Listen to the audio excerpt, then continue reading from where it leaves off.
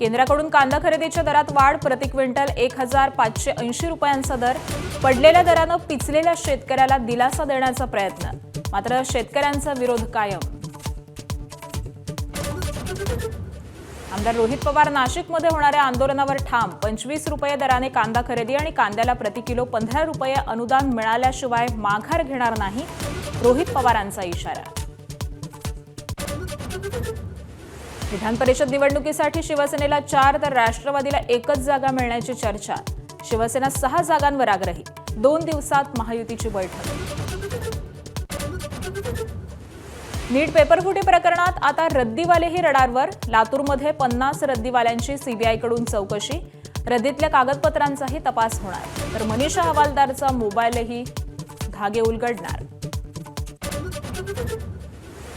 राज्यभरात मान्सूनपूर्व पावसाच्या सरी. मराठवाड्यासह मध्य महाराष्ट्रातील अनेक भागात वादळी वाऱ्यासह पावसाची हजेरी, तर सांगलीतील डाळिंबांच्या बागांचं पावसामुळे मोठं नुकसान. जम्मू काश्मीरच्या गुलमर्गमधील आशियातील सर्वात उंच रोपवेत तांत्रिक बिघाड.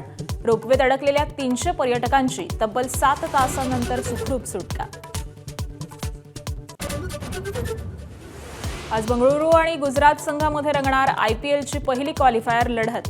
धरमशालाच्या मैदानावरती खेळवली जाणार मॅच. जिंकणाऱ्या संघाला मिळणार थेट फायनलचं तिकीट.